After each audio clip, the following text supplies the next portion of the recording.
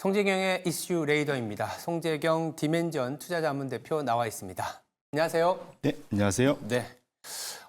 미증시부터 좀 얘기하고 이제 이슈로 넘어가야 될 텐데 간밤에 테슬라는 급등하고 엔비디아는 하락하고 또 장 마감 후에 메타도 또 급락하고 뭐 혼전을 거듭하고 있는데 어떻게 보세요?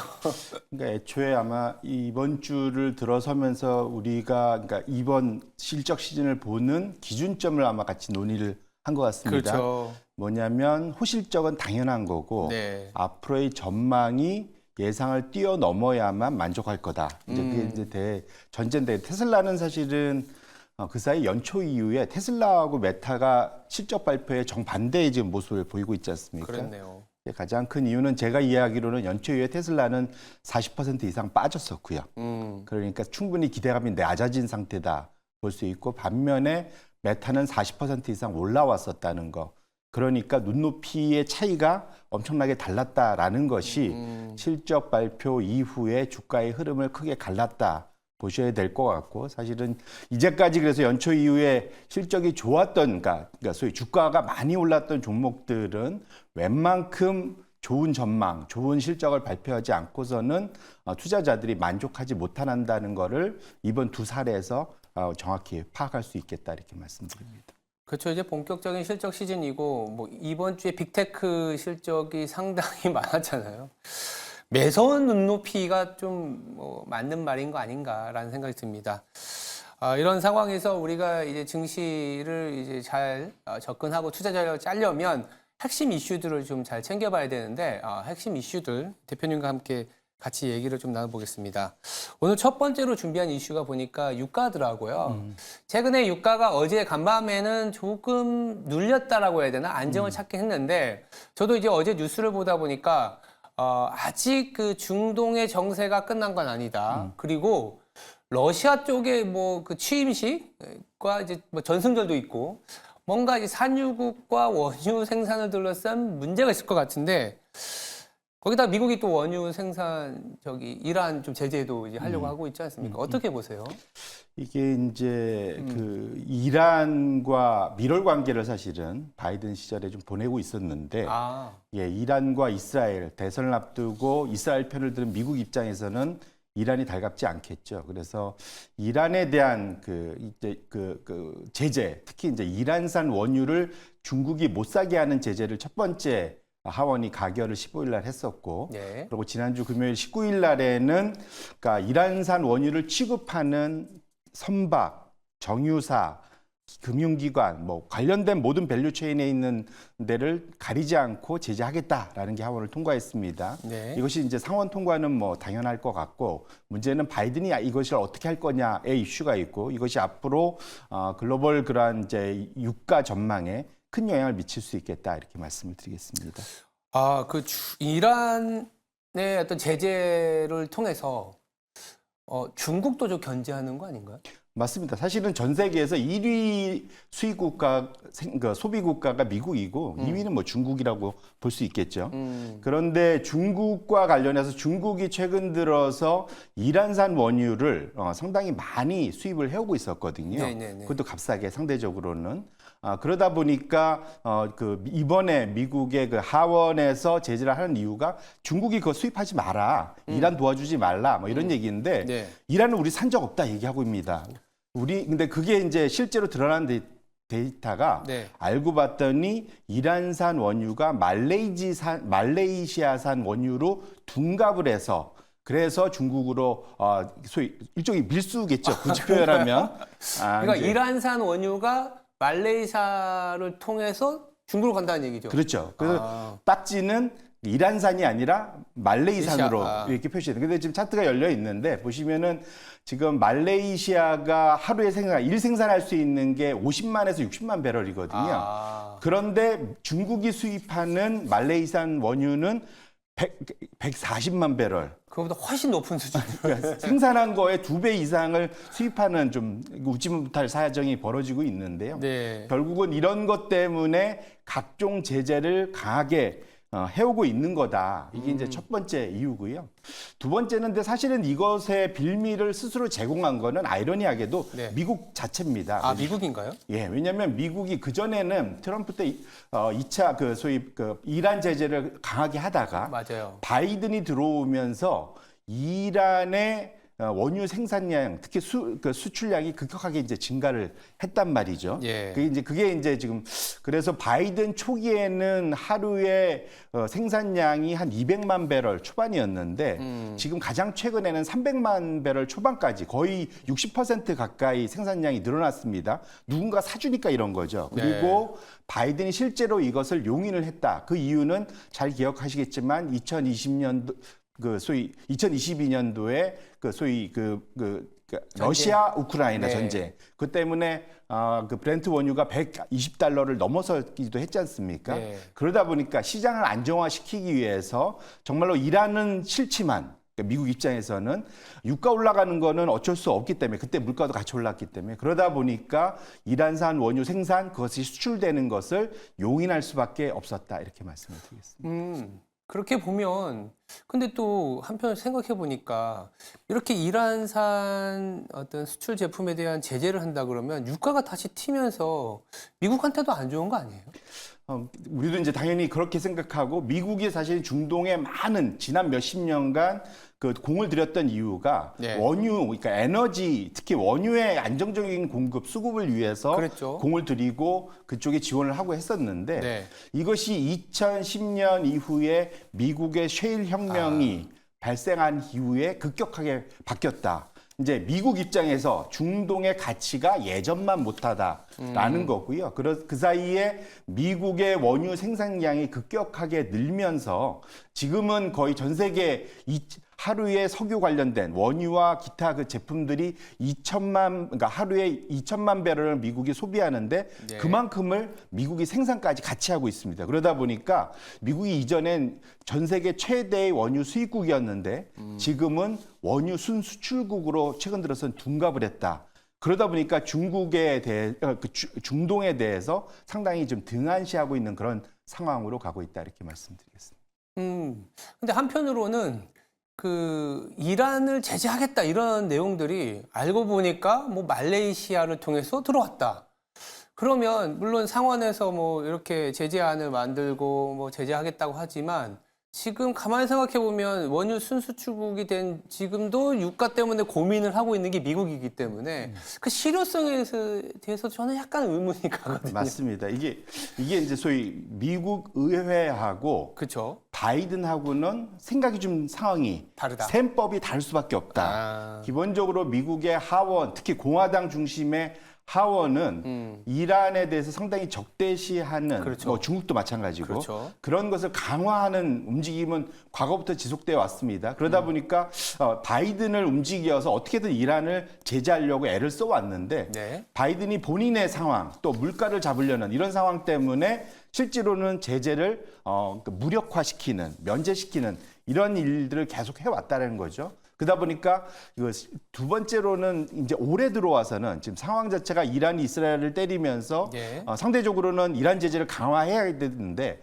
바이든 입장에서는 올해 대선을 앞두고 휘발유 가격 상승이 부담스러운 거죠. 그렇죠. 그러다 보니까 이게 지금 미국의 대통령의 지지율은 유가와 정반대 방향입니다.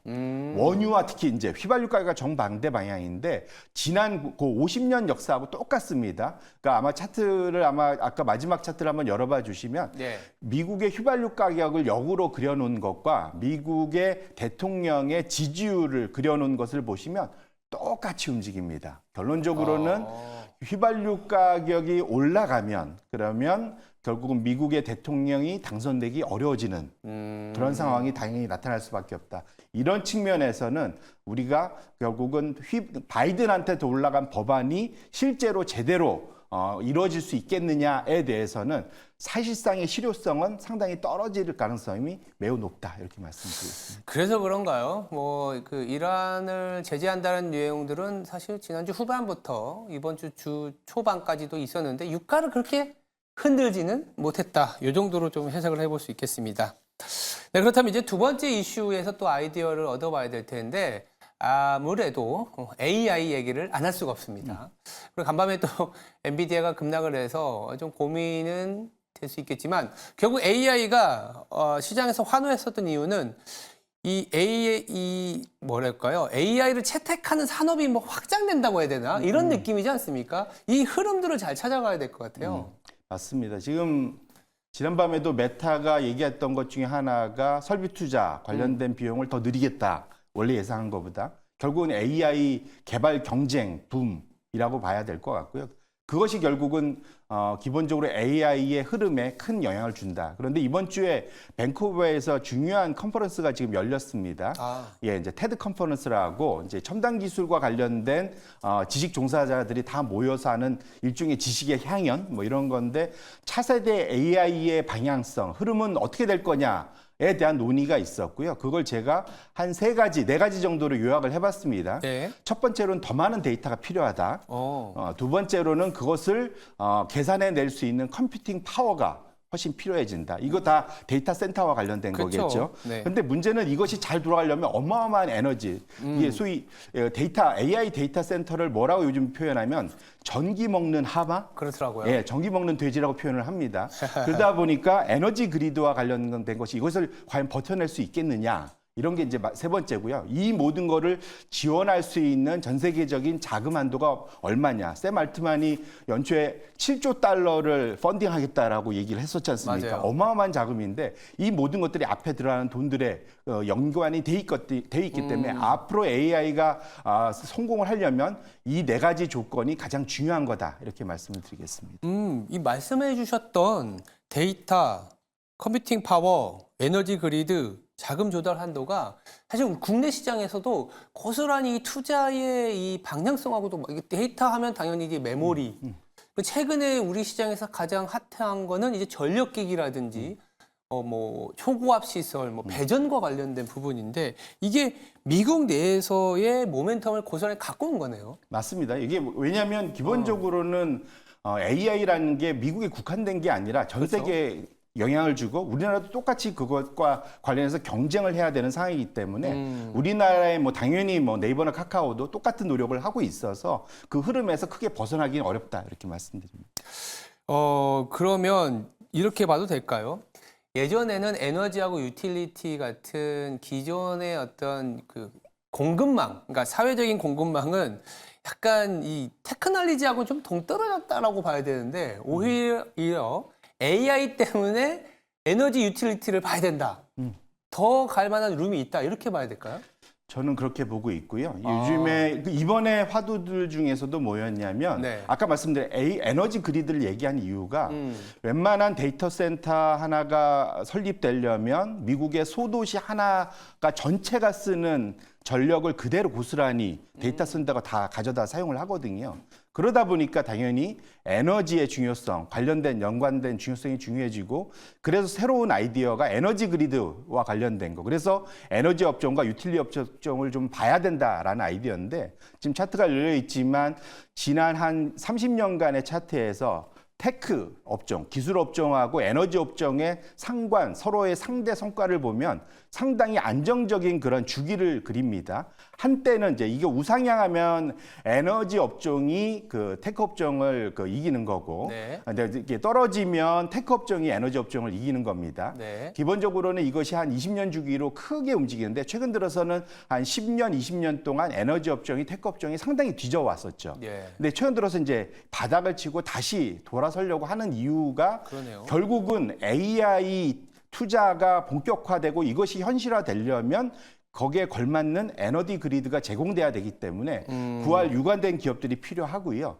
지금은 친환경으로만 그 빅테크들이 다 하려고 했지만 지금 절대적으로 부족합니다. 네. 그러다 보니까 전통적인 그런 그 에너지 업종들의 그러한 아웃풋이 필요하기 때문에 여전히 이 큰 그림에서 AI 붐이 아이러니하게도 그 사이에 부진했던 에너지 업종을 끌어올리는 그러한 역할을 작용할 수 있겠다 이렇게 말씀을 드립니다. 상대 수익률 측면에서도 상당히 오랫동안 언더퍼폼 해와서 많이 이제 비중이 작아져서 움직임의 탄력성이 좀 더 강해질 수 있는. 그리고 앞서 우리가 에너지 얘기를 했었습니다만 유가가 튀면 자꾸 이 비용적인 이슈가 있었는데 이렇게 투자를 많이 하게 되면 사실은 이제 비용을 낮춰주는 이슈지 않습니까? 그러면 그러면 이미 이거 많이 갖고 있어서 투자를 더 하지 못하는 건 아닌가? 소위 말해서 이제 이미 다 알고 있다 이런 얘기들도 나오는데 요새 그 잘 아시는 이제 큰 손들은 어떻게 움직이고 있나요? 그래서 아마 제가 지난주부터 그 큰 손들이 네. 많이 올랐던 게 이제 뭐 그 인플레이션 해치 참에 에너지 소재 업종을 들고 간다 뭐 이런 말씀드렸지만 최근 들어서는 이제 유틸리티 정말로 재미없는 업종이고 지금 요 차트가 지금 열려 있네요. 보시면은 기관들이 유틸리티 업종을 그러니까 1에서 100까지 100분위에서 얼만큼 들고 있냐. 지난 이게 그러니까 거의 15년 이상 차트죠. 네. 2009년도 보니까 보면은 지금 저 최하위 한 2% 퍼센타일 거의 안 들고 있다는 얘기죠. 들고 있지 않다. 예. 그런데 지금 유틸리티 업종이 지금 아이러니하게도 AI 데이터 센터를 그 제대로 구축하는데 제일 중요한 키 드라이버가 되거든요. 그런 측면에서는 유틸리티 업종이 사실은 넥스트 차세대 AI 투자 붐의 그 수혜가 될 수 있지 않겠냐라는 기대를 충분히 끌어올릴 수 있고요. 여의도 바닥에 이제 시쳇말로 빈집털이라는 얘기가 있습니다. 그런 얘기 많이 하죠. 그러니까 네. 지금 많이 지금 수급이 비어 있는 상태이기 때문에 그런 측면에서는 유틸리티 업종에 대한 충분한 기대를 해볼 수 있는 그런 상황이지 않겠느냐 이렇게 말씀을 드립니다. 유틸리티 우리 국내 기업들도 분기 그래서 그런지 몰라도 실적 추정치가 계속 올라가더라고요. 그래서 이런 큰 그림도 있는 상황에서 들고 있지 않다. 빈집털기라는 얘기를 좀 많이 하는데 그만큼 이제 수급에 비어 있으니까 패시브든 액티브든 사야 되기 때문에 탄력이 강해진다. 이렇게 보시면 될 것 같습니다. 상당히 흥미로운 그런 아이디어였습니다. 네, 지금까지 송재경 디멘전 투자자문 대표였습니다. 감사합니다.